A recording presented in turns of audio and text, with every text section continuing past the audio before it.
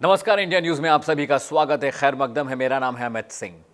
सुशांत मौत मामले में हर दिन नए एंगल, नया खुलासा और नए तफ्तीश के परिणाम आ रहे हैं। लेकिन अब जो बात मैं आपको बताने जा रहा हूं, उसे सुनने के बाद आपको लगेगा कि जो नेता हैं देश के, वो उनका स्तर कितना गिर गया है।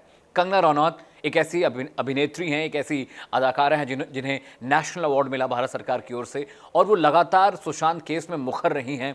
उन्होंने ये बात बोली कि बॉलीवुड में ड्रग्स लेना बिल्कुल आम बात है। उन्होंने कहा कि बॉलीवुड की पार्टियों में बहुत धड़े से ड्रग्स लिया जाता है, मुंबई के बहुत सारे इलाकों में खुलेआम ड्रग्स बिक रहा है और उन्हें कोड वर्ड के जरिए खरीदा और बेचा जाता है।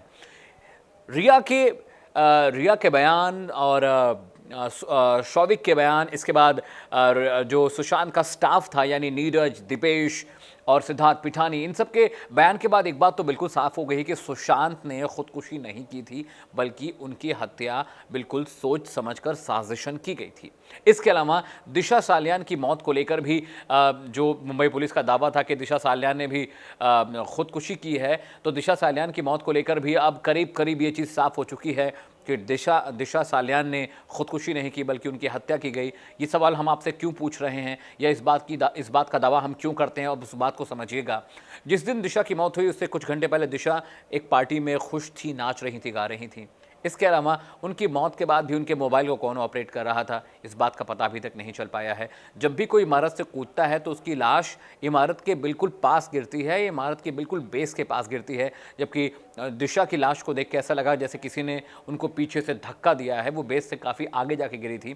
इसके अलावा सुशांत की मौत के बाद मुंबई पुलिस ने यह दावा किया था कि सुशांत ने खुदकुशी की है। पोस्टमार्टम रिपोर्ट में भी जो पोस्टमार्टम रिपोर्ट जो कूपर हॉस्पिटल के डॉक्टर्स ने बनाई थी, वो भी इस बात की तस्दीक कर रही थी कि सुशांत सिंह राजपूत ने खुदकुशी की है। लेकिन जब सीबीआई ने इस जांच का जिम्मा संभाला, जब सीबीआई फ्रेम में आई, तो पता चला कि बहुत सारी बातों का घालमेल है और बहुत ज़्यादा लीपापोती की गई इस पूरे मामले में।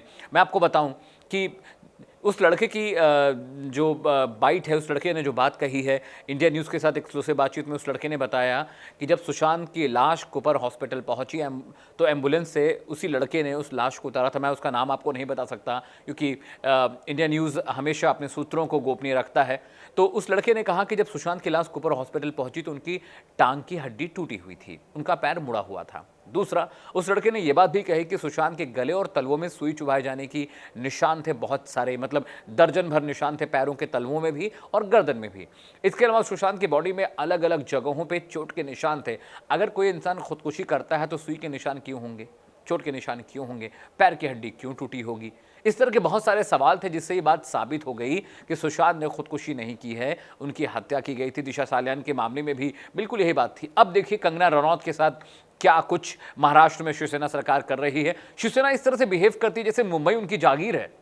उनकी परमिशन के बिना मुंबई में कोई सांस नहीं ले सकता, एक पत्ता नहीं हिल सकता। मतलब कंगना ने हमेशा से सुशांत केस का मामला सामने आने के बाद हमेशा कंगना ने ये बात कही कि बॉलीवुड में एक बहुत बड़ा ड्रग कार्टेल काम कर रहा है। उन्होंने कहा कि इसकी सीबीआई जांच होनी चाहिए कि बॉलीवुड पार्टी में किन किन लोगों ने किस तरह से ड्रग्स की बंदरबाट होती है। और कंगना ने इस बात का दावा भी किया कि भाई नेपोटिज्म बहुत चरम पर है बॉलीवुड में, इसी वजह से सुशांत की जान गई, क्योंकि लगातार सुशांत एक कामयाब अभिनेता थे और लगातार अच्छा कर रहे थे। तो नेपोटिज्म की वजह से उनकी जान जाने की जो वजह कंगना रनौत ने बताई है वो बेहद सटीक और बिल्कुल सही थी, क्योंकि कंगना बहुत वक्त से बॉलीवुड में काम कर रही हैं और कंगना ने ये बात भी कही थी कि नेपोटिज्म की घटना उनके साथ भी हुई। डायरेक्टर्स ने उनको भी गलत तरह के और बेअदबी के ऑफर उनको भी दिए थे और लगातार वो महाराष्ट्र सरकार पर मुंबई पुलिस से सवाल खड़े कर रही थी। इस बात को लेकर मुंबई पुलिस में उनके बीच नोक झोंक भी हुई थी। और संजय राउत जो कि शिवसेना के वरिष्ठ नेता हैं और सामना में लिखते पढ़ते रहते हैं, संपादक हैं सामना के, उनसे इस तरह की बात की उम्मीद नहीं थी। उन्होंने कहा कि उन्होंने एक तरह से कंगना को धमकी ही दी कि आप मुंबई पुलिस की बुराई करती हैं, महाराष्ट्र सरकार की बुराई करती हैं, तो आपको मुंबई नहीं आना चाहिए, क्योंकि आप मुंबई में रहती हैं, इसलिए आपको कोई हक नहीं है कि आप सिस्टम के खिलाफ, सरकार के खिलाफ, पुलिस के खिलाफ कुछ बोल सकें। कंगना ने इस बारे में ट्वीट किया। उन्होंने कहा कि संजय राउत जो कि शिवसेना नेता हैं वो मुझे धमकी दे रहे हैं और मुझे पुलिस सुरक्षा चाहिए। मतलब बहुत हंसी आती है और इस बात पे बहुत दुख भी होता है कि एक नेशनल अवार्ड विनर एक्ट्रेस के सामने एक नेता की क्या हैसियत है। संजय राउत जैसे लाखों हजारों नेता देश में हैं जो अपनी राजनीति चमकाने के लिए लोगों से बदतमीजी करते हैं, लोगों के खिलाफ गलत तरीके से बात करते हैं। शिवसेना मुंबई को अपनी जागीर समझती है, महाराष्ट्र को अपनी जागीर समझती है। उनको उनको एक बात समझ में आ जानी चाहिए कि देश हर किसी का है। इस देश में हर किसी को बोलने का, व्यक्त करने का, अपनी अभिव्यक्ति का अधिकार संविधान में हमें हमें दिया है, हम सबको दिया है। तो शिवसेना क्यों इस तरह से रौब झाड़ती है मुंबई में और वहाँ के रहने वाले लोगों पर? दूसरी बात, लगातार सीबीआई और ईडी की जांच में ये बात सामने आई है कि सुशांत मौत मामले में एक बहुत बड़ा ड्रग कार्टेल काम कर रहा था और रिया, शौविक ये सब ड्रग्स लिया करते थे। शौविक बेसिकली पेडलर और रिया के बीच का कहते हैं कि वो ड्रग लाता था और खरीदता था और पहुंचाता था सुशांत और रिया के पास। तो इन सब मामले में लगातार नए खुलासे हो रहे हैं और जिस तरह से कंगना रनौत को रोस्ट करने की कोशिश की है शिवसेना ने, वो बेहद ख़राब है और किसी नेता से इस तरह की बातचीत की उम्मीद कतई नहीं की जा सकती। आज मेरे बुलेटिन, प्राइम टाइम बुलेटिन, चलिए वहाँ खबर जहाँ में मैं इसी खबर पर बात करूँगा, इसके तमाम एंगल्स पर बात करूँगा। आप मुझे फेसबुक पे, ट्विटर पे और इंस्टाग्राम पे फॉलो कर सकते हैं। मेरी आईडी है जॉर्नो अमित सिंह। कोई विचार, कोई मशवरा, किसी तरह की बात जो आपको शो में पसंद नहीं आई है या शो को और बेहतर बनाने के तरीके पे आप मुझसे कुछ बात करना चाहते हैं, कुछ साझा करना चाहते हैं, तो ज़रूर मुझे ट्वीट करें, मैसेज करें, इनबॉक्स करें।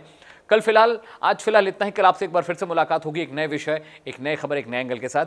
तब तक आप देखते रहिए इंडिया न्यूज़। नमस्कार।